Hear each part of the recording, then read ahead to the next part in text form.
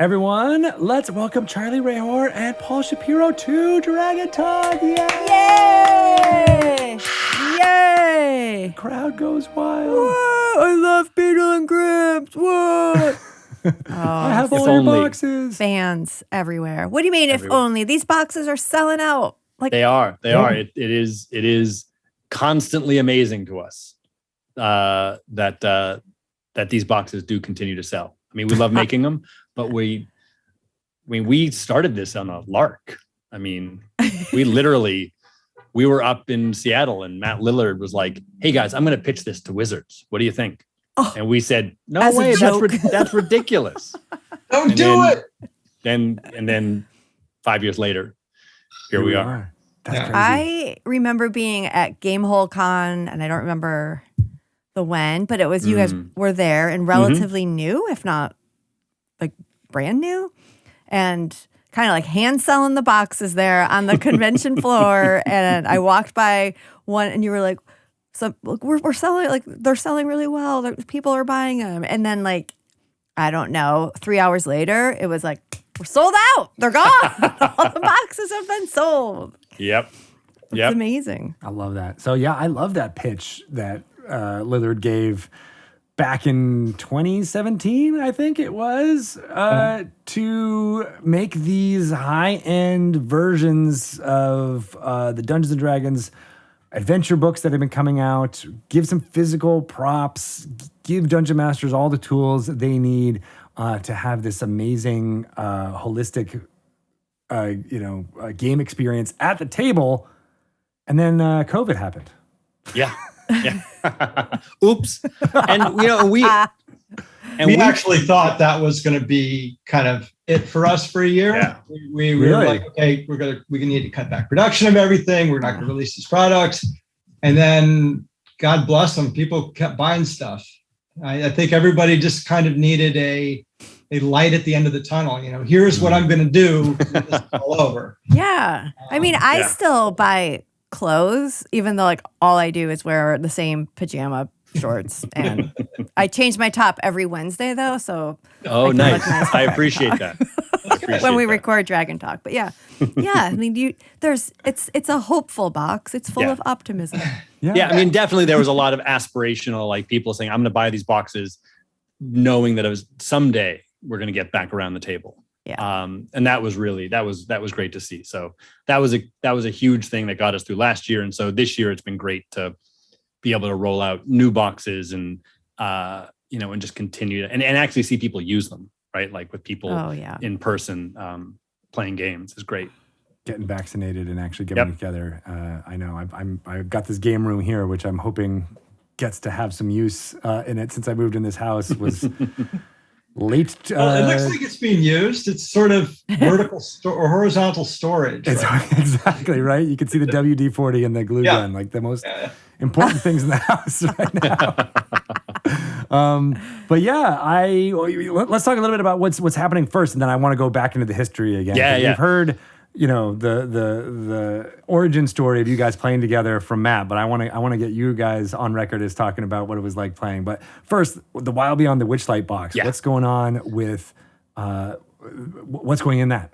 Yeah, so Wild Beyond the Witchlight is the new box. It's the Platinum Edition. We're actually, for the first time ever, we released the Platinum Edition and the Silver Edition at the same time. Nice. People can go to the website and you can either get the everything in the kitchen sink, or you can get just the important stuff without the kitchen sink, but still the adventure. And it was really, I mean, it's a super fun adventure. It takes place in the Feywild and the Carnival.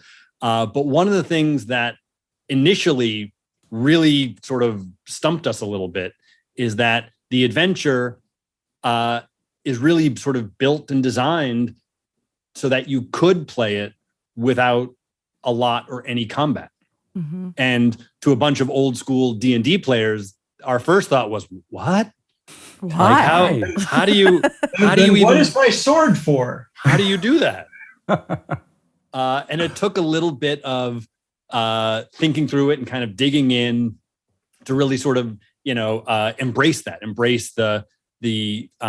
what makes that special, and then figure out what goes in the box for that. right? Because so much of what we've done in the past has been around, battle maps and, things that you can use as part of, blood-stained letters and things like that. And so some of the things are still there. We still have some amazing maps. Will and Stacy did some amazing maps in this adventure, and we were able to, blow them up and print them out and create some new maps.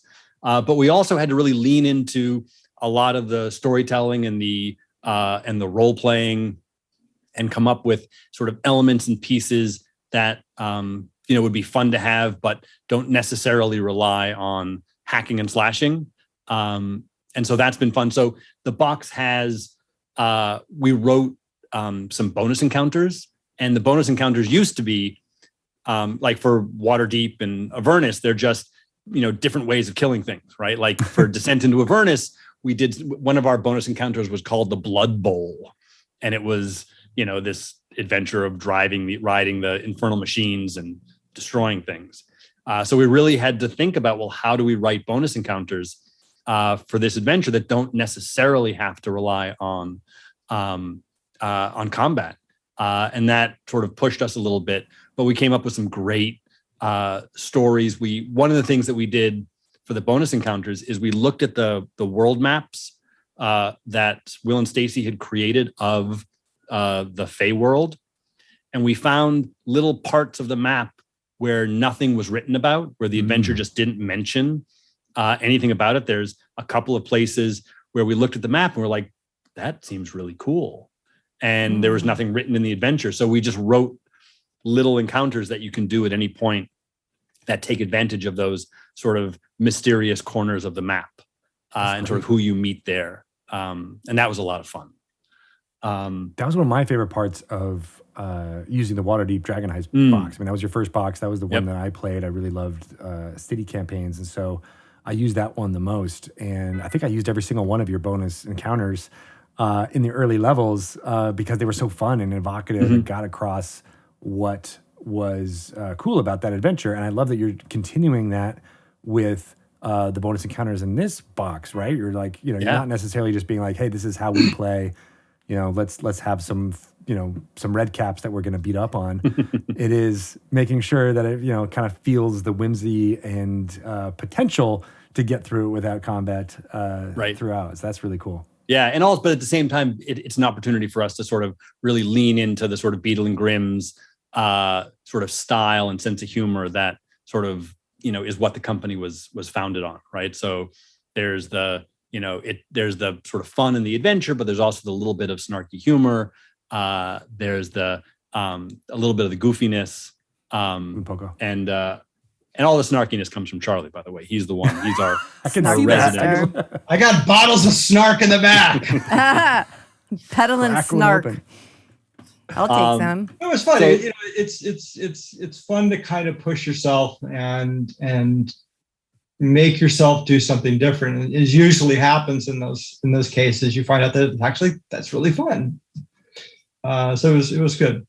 What were some of the artifacts, Charlie, maybe you can talk about that are in there?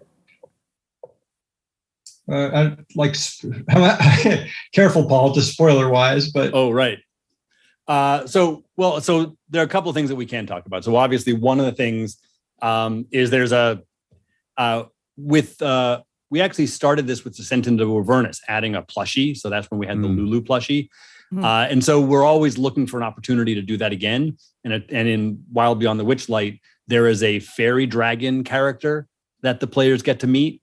And whenever we come across a character, an NPC that you meet that happens to just be plushie size, it's almost irresistible. So there's a plushie Sir Talavar that turns out you can actually use in a lot of different ways.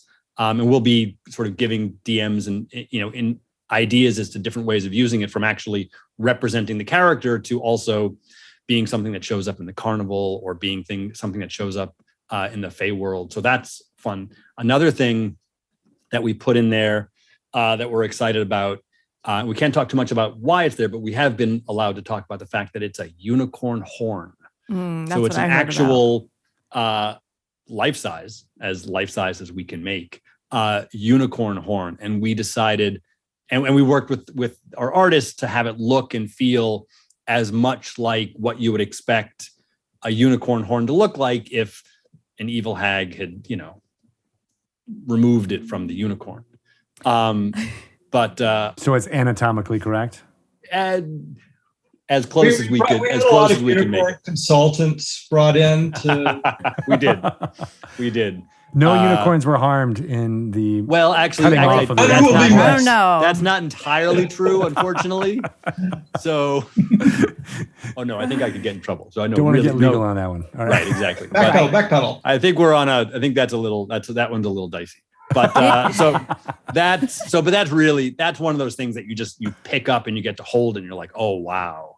And we're at the point now as we're creating the box. So when we first start the box, it's all just ideas, right? It's just a list of ideas that get sent off to different artists and factories. But right now, as we're putting it all together, we're at the point now where things are starting to come back and we're getting to see the physical things. So the unicorn horn, Sir Talavar, there's the League of Malevolence and Balor's Call, which are two sort of iconic groups from old D&D, or make appearances in this adventure. And so we have an artifact for one of them, for one of those groups. Nice. That we're going to be excited to share. Is it a roller coaster?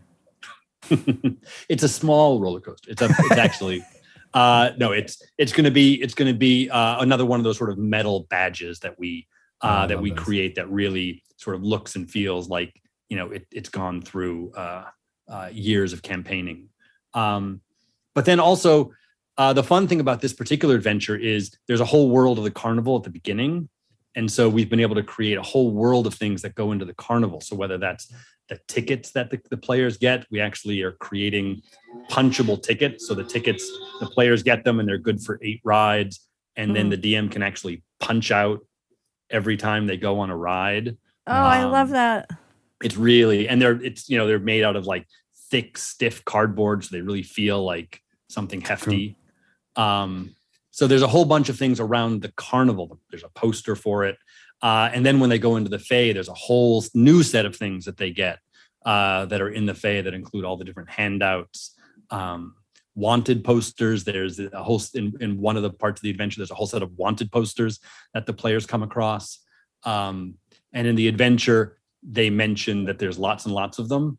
And so we couldn't resist just making all of them. So there's a whole stack of, and they're all, each of them is slightly different, right? So it's not just we made 14 copies of them. We actually made 14 slightly different wanted posters that all get posted up all around the Fae that the players get to find. So it's just full of fun things. One thing that we're really excited about that always we love about the Platinum editions is the WizKids minis. We work with WizKids, and WizKids normally sells their minis in these big boxes, and you get the packs and you have to unwrap them to see which ones you get. But they let us every year look at their list and just pick the ones we want. So we were able to just pick the 17 minis that we thought were the coolest and put them in the box. Oh my God. So there's some really sort of iconic power. Minis that you're going to get in this set, which is really, really neat. So it just, I could go on forever, just full of so many cool things that, some of them are similar to what we've done in the past. So people who've gotten Platinum editions before will know sort of what to expect. But then every time we're always trying to come up with, something new, something that, we haven't done before. That's so cool. I think the minis for this story are some of the best ones I've ever seen. I think just because the characters are so unique and they're so colorful and vibrant, and just seeing them all lined up it's just really, it gives you a very good idea of what you can expect in this story. Yeah. It turns out that actually one of my favorites, I didn't expect it to be, but once I saw the actual renders of all of them, we have a giant snail mini that at first I was like, oh, that'll be sort of cool. There's the giant snails, there's snail races. But when you actually see this sort of rainbow colored giant snail, it's just wonderful. And to have it be next to little, character minis and have it sort of tower over them. You talking about this has got the police just circling. Did your you place, hear like, it? Yeah, well, these minis. Yeah, well, because I wasn't supposed to talk about this. Too many spoilers. So Wizards is Watsy. Actually, Hillary is out. Yeah, she drives by in a cop car. She does. That's how she gets to work every day. She'll shut me down. I know. She has shut us all down at some point.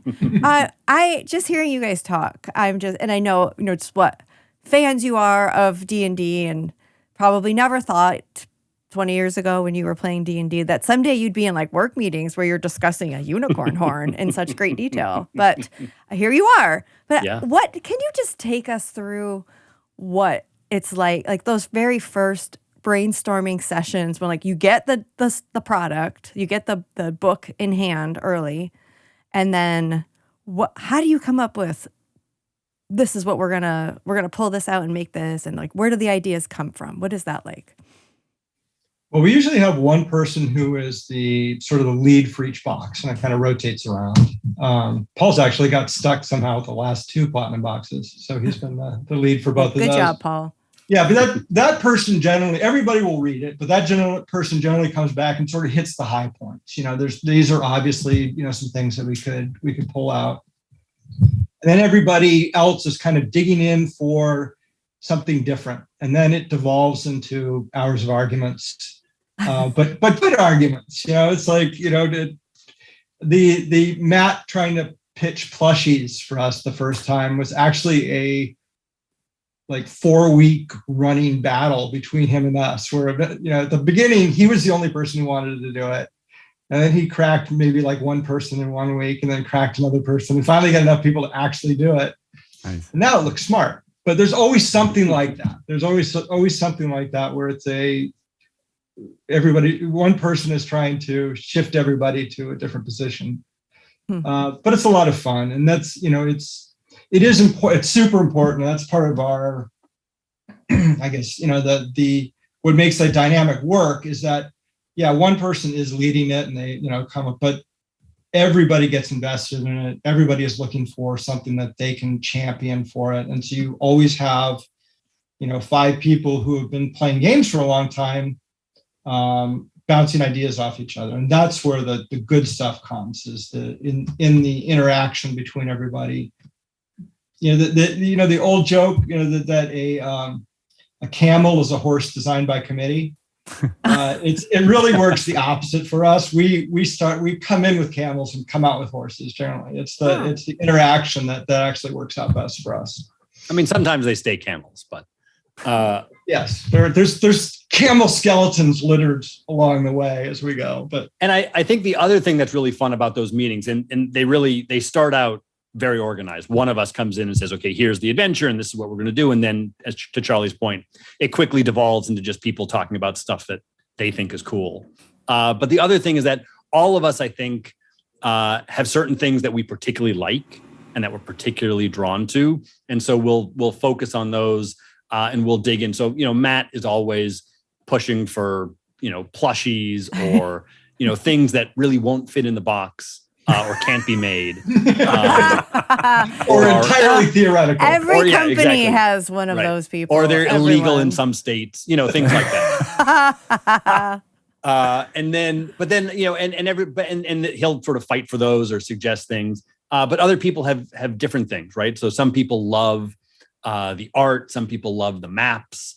Some people love the physical items, and so everyone sort of comes in with their sort of take on it, and we just bat those ideas around, and inevitably one person will say, here's an idea for using this handout, and then somebody else says, well, yeah, but it'd be even cooler if they were on the back of it written really small, there was like a little secret message, and it's like, oh yeah, and so we'll add that in, and sometimes sometimes it's like directly out of the adventure, like it's, as written in the adventure, we'll just do it exactly. And then sometimes we'll add our own, things to it to say, well, it'd be, it's not written that way, but what if, there was another, way that you could get this, or we'll write out a letter that's just mentioned and we'll say, well, what, this is what we What think does it they actually would say? Right. Yeah. That's cool. So that kind of stuff is fun. So those are hours. Those meetings will take hours and hours. And they used to be all in person, right? We used to all just sit around someone's living room,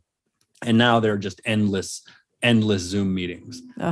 When we started the company, we would meet once a week, either in person or on Zoom. And then it became twice a week. And then it became 3 times a week. And then, now we have 3 official meetings a week. And then we have lots of other little small meetings that we go to, but we're just constantly sort of coming together and connecting over things, reviewing things, looking at how can we make this just a little bit cooler. I think the other kind of secret to it, though, too, is to have good collaborators. So, as clever as we think we are, a lot of times what really makes it work is that we have an idea and we hand it off to the people making the boxes or doing the art, and they say, that's a great idea, but it would be a hell of a lot better if you did this instead. And then they're generally right. And so that's been a big part of our success, is we found great people to work with. What's an example of that happening? A lot of the times, I think, especially when we were starting off, this company that does a lot of the physical products for us, the paper products, Ampersand, we would come to them with a handout idea and we say, we want it on this paper. And they would say, yeah, you really don't, though. What you want it on is this paper, because we could tea stain it, we can crumple it for you, we can do these kinds of things. And it's like, oh, okay. We had no idea that it was possible, but yes, please do that. Well, and that company, like they're in Canada, and they're this very sort of buttoned up, printing company. And they had never done anything like this stuff before until we started working with them. And we only started working with them because the guy who owns it was the brother of someone that Matt used to date a long time ago, who was also in movies, but we won't mention her name.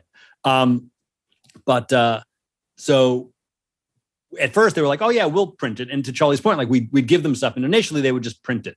And then they started coming back with ideas. And now, like, we'll send them something and they're like, oh yeah. No, not, we have a whole better idea. So I love it. They come up with new paper, and they use their machines in different ways. Like they have a machine that's supposed to be used for like sealing things, and they use it to dry the wrinkled paper. Like they dip the paper and get it wet, and then they put it through this like drying machine, and it comes out all, crinkly.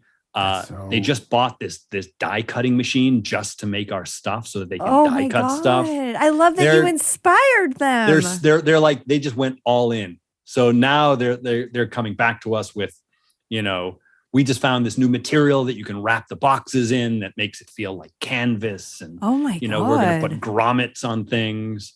They're just, and it's so funny because this is the only thing that they do like this. Everything else is like, Canadian Department of Transportation signs and, stuff like that. I just hope it spills over. I hope they just start, Canadian highway signs start having like blood stains and things on them. Moose blood. Exactly. Right. Magic runes. Yeah. Follow this to get to the treasure. Yeah. I love that. I mean, that's kind of the tenet of what this company is so cool, right? Because you're taking all of these different disciplines like printing and plush making and metal work and all this stuff and combining it into this amazing box that people are just going to get a kick out of opening and touching and feeling all of these things, even beyond the context of doing it in the adventure. I mean, I think just that unboxing moment is such a really strong moment for this. And it's something that I just love about Dungeons and Dragons in general, right? That it takes all of these different disciplines and lets you do them. Right? Like it's writing, it's adventures, it's maps, it's arithmetic, it's, logic and strategy, and you guys are doing that, but in a physical product form. And it's so cool to hear about. Thanks. Yeah. Hey, thank you. It's been a lot of fun. And so the Witchlight box is the sort of the main thing. We're super excited about that. You can still order the Platinum Edition, and it's going to ship, in November.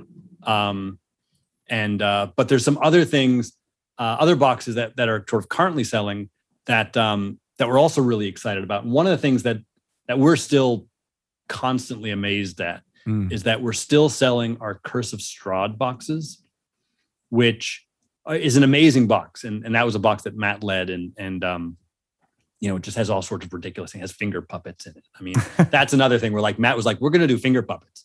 And everybody was like, no, we're not doing finger puppets. And the way the company works is there's 5 of us, right? So you need 2 other votes to get anything done. And he had no other votes. And he just kept at it. And then finally we ended up making finger puppets and they were great. Yeah, they were like one of the most, they blew my mind. They were awesome. I remember fans be getting really excited about them. I hate it when Matt's right. Exactly. It's terrible. But the thing about Curse of Strahd is we made what we thought was more than we would ever sell. And we sold all of them. And we went back and we did another printing. First time we've ever gone back and done another printing of a product. And we're almost sold out of that one now too. Wow. And we might go back and do a third printing of this adventure that was, I mean, how many years ago was it? Was it released? Yeah. 2016. So many years, 5 years. So it's a seminal thing. People just love vampires, right? They love vampires. That type of gothic horror storytelling is, I think you're right. And especially during this time of year when people are starting to get spoopy out there. Yeah. They want to jump into that. So that's awesome that that's still available. Yeah. And we keep having these meetings where we'll we say, we're not gonna, there's no way we're gonna make more of those. Like, no, there can't be more people who want to buy it. And then sure enough, every week it's like, oh no, maybe we need to buy it. Wow. Yeah, I think actually on the website it says this is the second printing. There won't be a third, and I think I'm lying. I think there will be. Awesome. Well, I mean, I think I'm really excited about the boxes that you guys are doing. They always look really cool. But I would love to hear your side of the story of when you guys started playing D&D together, right? Because it's been 5 of you. I love, even just what you said about having the votes, right? Like it feels like you kind of run the company like you do a game of diplomacy. Oh no! Feels like it would fall apart, but some they wouldn't be here right now if they ran it like a game of diplomacy. It's a game of diplomacy where nobody wins. Hot button issue. What was that, Charlie? The only thing I remember about that game is everybody's angry afterwards. Right. That's right. Yeah. But it's not exactly rare that you have a gaming group that's been around for decades. I mean, I think that's part of the great things about D&D is that you find people and you latch onto them. But I think you 5 are singular in that you have enjoyed playing together for this long, and now you've forged a successful business working together as friends and continuing to be gamers together. And that is pretty rare. So what was it? What was the crucible of the 5 of you getting together and playing for that first time? Well, but Charlie and I both have slightly different entrees. Charlie actually started way, way early because he and Bill are brothers. So they started early. But the way the group of us came together, John, Bill, Matt, and I were all in acting school here in New York City. So we all went to the Circle in the Square acting school. The first year we were there, we were all, focused on acting and we were all going to be stars. And so we spent all of our time, worrying about that. And then by the end of the year, we'd all sort of gotten to be friends. And finally, John sort of just kind of casually mentioned, hey, would anybody be interested in, playing D&D? And because we hadn't really talked about it up until then. All of a sudden, all of us were like, oh yeah. Because we had all played as kids and just, it was one of those things that certainly back then, this was in the, early 90s, it wasn't quite as cool to be like, oh yeah, I play D&D. Mm-hmm. Like you didn't sort of bring that up in parties like you do now, I guess. But we might go to different parties. Maybe. So John just like mentioned it and we were like, oh yeah, absolutely. So he was our DM and we put together the first game. And because we were in acting school, we were all actors. And so everything we did was way over the top. But also none of us lived in an apartment that was really big enough for us all to get together. Because it's, in New York, our apartments were the size of, mini fridges. Yeah. Where were you living at the time? Bill and I were roommates living in the East Village on St. Mark's. Matt and John were roommates living in Hell's Kitchen. That's so funny. Before Daredevil cleaned it up. I love that area of the East Village. I worked at New York Theater Workshop a bunch, and just kind of was in that area. And then I actually have a friend who's moving back to Hell's Kitchen to be in an off-Broadway show in the same apartment he lived in the 2000s. No way. Back there, right? So I have a connection to both those neighborhoods. Wow. Yeah. So Bill and I lived in a 3-bedroom that had been converted from a studio. So just imagine how that works. It was a studio apartment that someone had turned into a 3-bedroom. So we would play at night after the theater school closed in the lobby of the Broadway Theater. Nice. So the Circle and the Square Theater, our school was in the basement, but it was in the basement of this Broadway Theater. So after everybody left and after the show closed, we'd set up tables in this huge Broadway lobby. Oh my God. Where, sound would echo, and we had these columns and things sort of disappeared into the darkness, totally against the rules.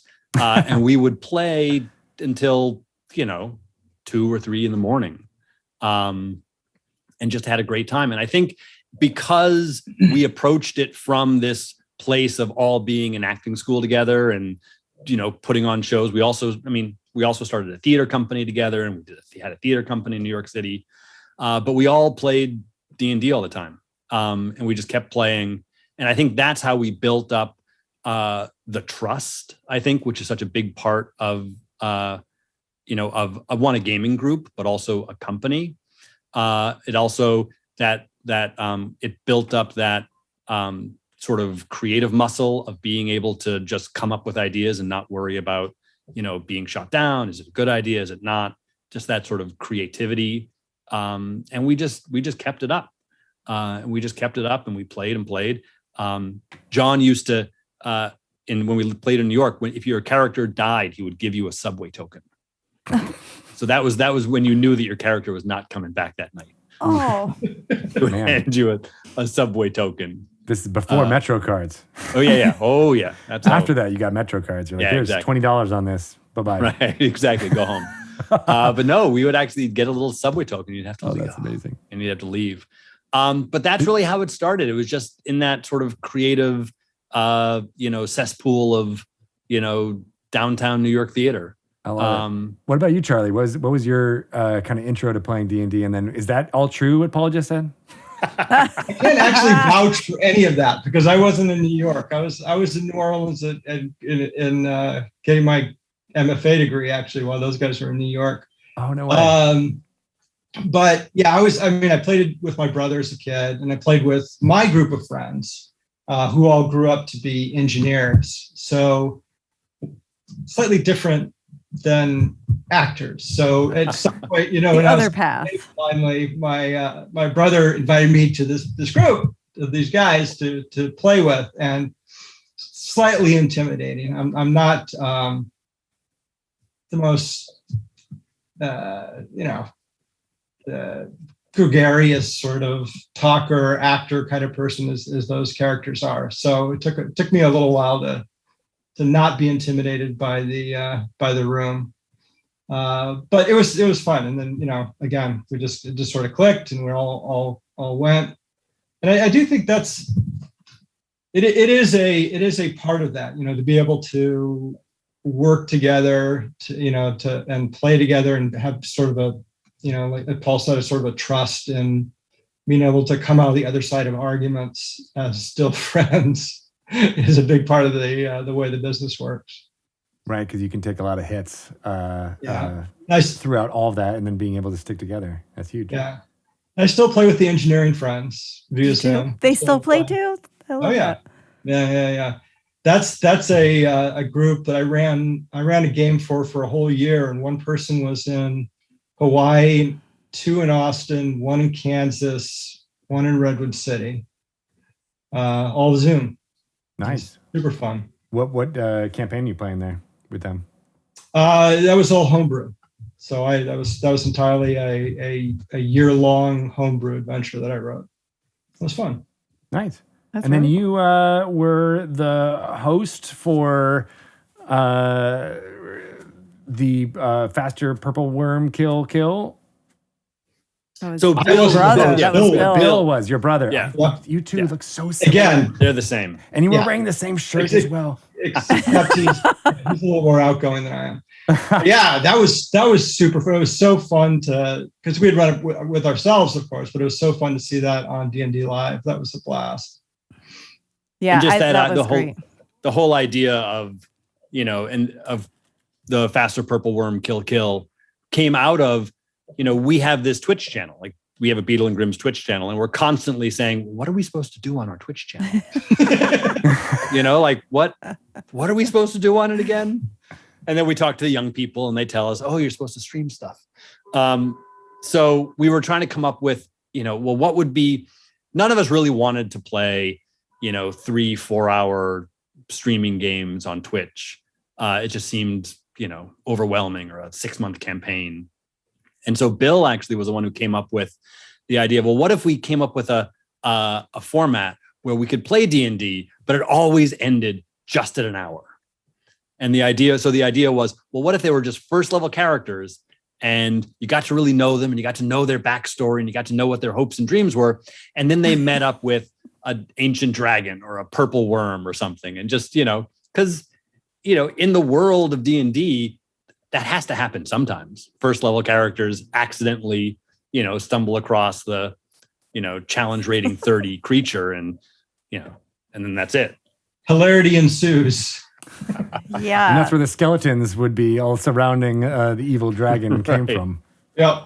I love it. I just had a ball watching that play out, and I kept thinking, like, this has to be training for something. Like, can't think of like what it is, but like just like building the calluses of life here. Like, just we're gonna have you make a character and you're gonna love this character and we're all gonna learn about you and then you die. And then we're just gonna keep repeating it until you're okay with your character dying.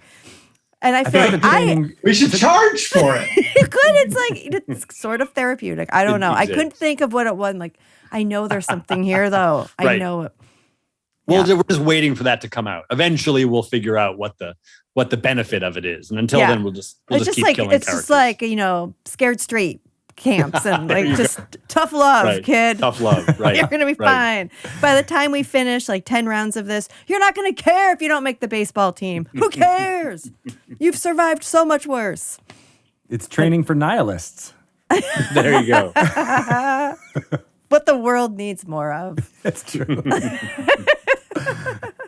But it was super entertaining. I mean, I think Yeah. it reminded me of an improv exercise or an improv show, right? Yeah. Where people just get stuff from the audience and then make the best out of it. And the best out of it is everybody dying. And I think that's In very delightful, humorous ways. Right. Yeah. If that's how you're gonna go, that's how I'd want to go. There you go. Yes. It's got to be a spectacle. Well, and John did a great job, corralling those personalities at the table, or maybe just letting them shine and not corralling them at all. Seth Green was hysterical. He was Absolutely. He was funny. They were all great. And we're actually hoping, to come up with ways of doing that more. I mean, that's not going to be the last time that you'll see Faster Purple Worm kill. We did have to fight for that title, though, I will say. Who'd you fight? There were some powers that be that were like, yeah, I don't think that's a great title. Un- Can we do unnamed- something a little more uplifting and positive? Unnamed And misleading. names, names we will not utter here. Hmm.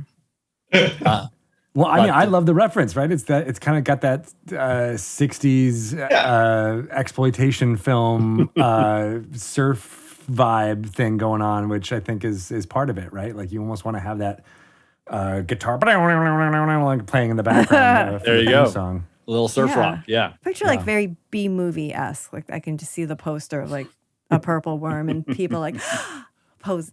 Yes. Yeah. There you go. We'll be your cover girls if you want. Oh, nice. Thank you. We were looking for them. So yes, Careful you what you guys- offer. We'll take you up on it. Yeah. Just like, throw a couple of plushies our way and we're yours. This is a written contract. Specifically positioned plushies. Right. What- We will whatever. actually, we'll throw plushies at you. We will. Literally. Yes. Yes. That is how I And we want. will But dodge that them. is the spectacular way I want to go out. Just There you go. And speaking of My throwing plushies, the other thing that we're going to do with the plushies that we're super excited about is we are going to bring all those plushies to Gen Con, which is going to be our first convention that we're going back to. Oh my gosh. How And exciting. So we're gonna actually have plushies to sell and give away and throw at people. Yes, that is what the people want. That's what they want. And that's what we'll give them. Sure, disinfect them first, and then we'll throw them. Yeah, I guess wear maybe. gloves. Yeah, we'll wipe Wear them gloves. down and then throw them.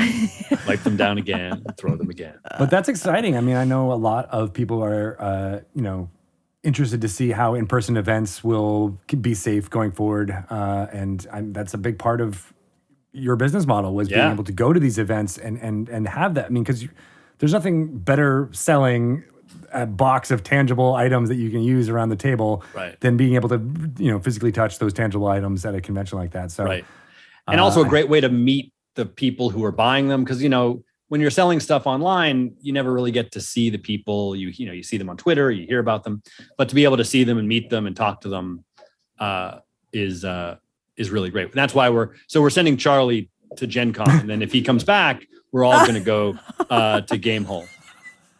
That's not what we discussed. Oh yeah. It's fine, Charlie. You're the canary, Charlie. Damn. Yeah, first level Charlie's going.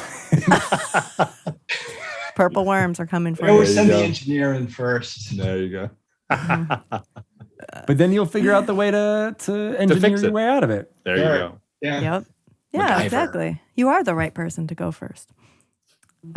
Cherry, do you guys have what are your favorite items from the years of making these boxes? Do you have any personal favorites that you have loved the most? I still love the little shot glasses that we made for the Troll Skull Tavern in Waterdeep. We sort of went all in on this tavern that the players could get, which for us harkened back to the days of like building your own keep in D&D. And so among other things, we made these little shot glasses. Originally they were going to be steins. Originally they were going to be like big. Nice. And then as we worked, we're like, wait, those won't fit in the box. How are we going to? 4 of them? Like, How are we gonna do it? And then we found Matt, of course. Matt found these little telescoping shot glasses. We're like, these are genius. So those are still my favorite. what I love about that was the storytelling, I think, that you guys said, where it was like, oh, when you get your deed to Trollskull Manor and you get it fixed up enough where you're about to open, like this is the celebratory shot that your party takes for that first night. And I was like, oh, that feels right. Yeah. What about And so you, that Charlie? that was fun. And again, that was, that's how we like that all came out of just us sitting around saying, wouldn't that be cool? We're like, well, it wouldn't be cool if we did this. And, and then the combination of the elements and the writing and the story and putting it all together was just a lot of fun. I'm partial to the maps. The maps are always kind of my favorite thing. That's The these are engineer. ever on behind me, and that's always my favorite thing. I'm a big fan of really cool maps and kind of big set piece battles. So that's always my favorite thing in the boxes. They look great. I mean, I think, again, the one that I've used the most has been the Waterdeep box, and that Trollskull Manor map, as well as the map of Waterdeep. I had it unrolled on this exact table for many months. Even when I think my family had went away or something. This is back when travel was possible. I think I kept it up the entire time they were gone because I had a few sessions of D&D coming. I just had it on the table. I ate dinner around it. It was my tablecloth, and I absolutely loved it and put it up on the wall for when folks were coming in to play. So I agree with you, Matt. I think the actual physical, tangible maps is one of my favorite parts too. Yeah. Awesome. Yeah. One other box that I thought was, I love them all, but the Van Richten's guide, with the different covers. Mm-hmm. And the thing, so this is another example of, we were trying to decide on what we put on the cover of the box. And someone said, well, what if we just make 4 of them? What if we make just different box covers and you could choose? And then we were like, well, I don't think we can even do that. And then we said, well, maybe we can do that. I don't know. And then Charlie, who built the website, I was like, hey, Charlie, can we do that? And he's like, I don't know, maybe.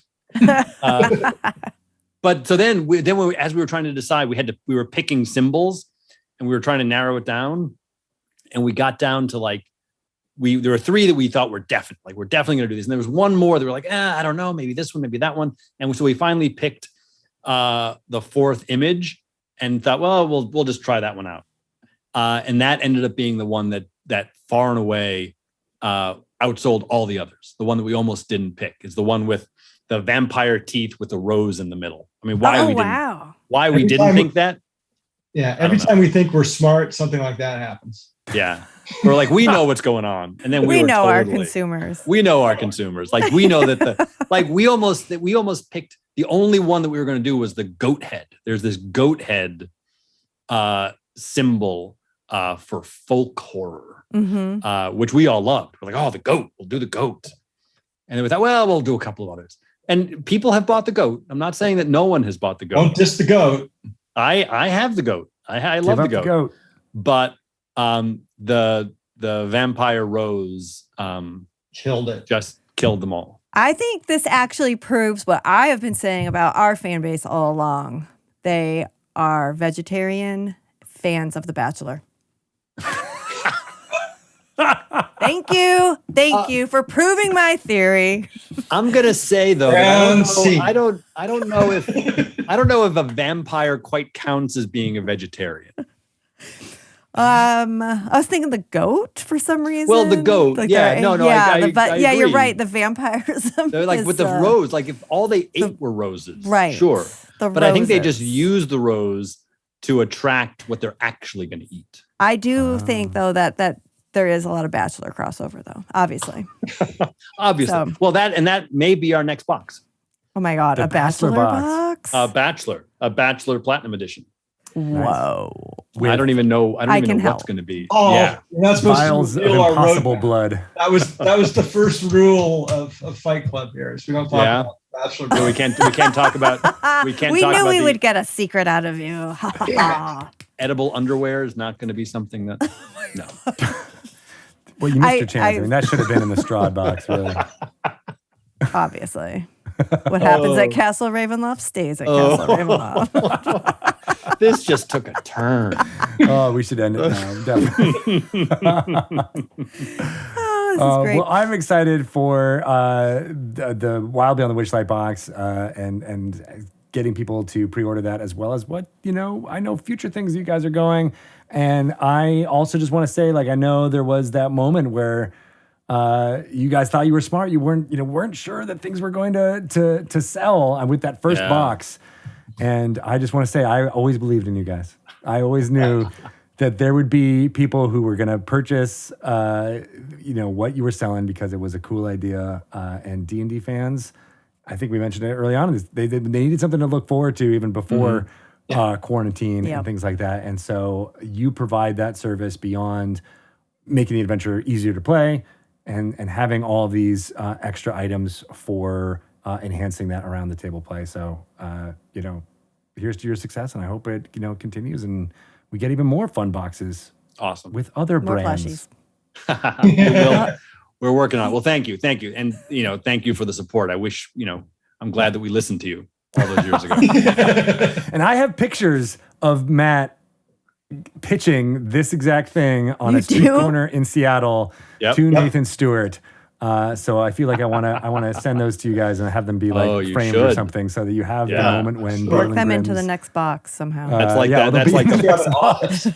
that's like the first dollar that you frame. That's the first here pitch. Was the moment. Yeah, that was the moment. Greg, you must have known it was going to be something special back then if you're actually taking photos of the pitch happening. I mean, that's the craziness of Matt, too, because he was like, I think I'm going to go do it. I'm going to do it right now. I'm like, oh, okay. Oh, cool. This was a spontaneous decision to pitch? Oh, yeah. Oh, yeah. We were firmly against it. Oh, yeah. We all said, no, don't. Like we haven't worked it out. I mean, we're all, most of us are, other than Matt, it's like fairly meticulous people. It's like, no. What if he says this? What's our counter to that? What's our plan? And then Matt's just like, oh, fuck it, I'll just do it. Yeah. All right, so I'm gonna go look for that picture right now, and I'll show you the moment. Yeah. Because I watched it happen, and it was glorious. And then Yeah, here we are. We all 5 years watched it. later. We just thought, oh my goodness. It's happening. It happened. So he rolled That's the dice and maybe amazing. got a 20. Yep. That's yep. it. And you You know got a what? crit. You gotta, you can't make a shot unless you take a shot. So Right? Yeah, I good think Michael advice. Scott said that first. all All right. Well, here's to you guys. I'm gonna take a shot out of my shot Yes. glasses There from you Troll go. Stone Shots. Manor. Hey, cheers. And Cheers. we'll Huzzah. talk again soon. Yes. Thank you guys. This was great. Oh, you're the best. Good to see you. Thank you. To Beadle Grimms.